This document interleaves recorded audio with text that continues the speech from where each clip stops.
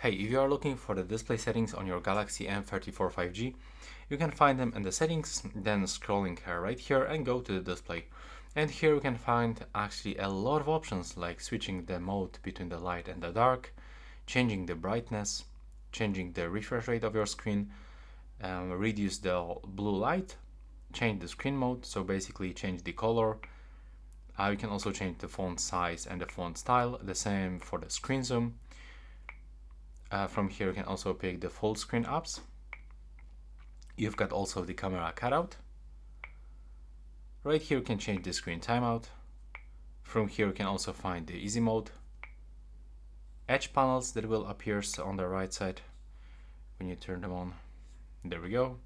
You can also customize them. That's a lot of options that you can actually use.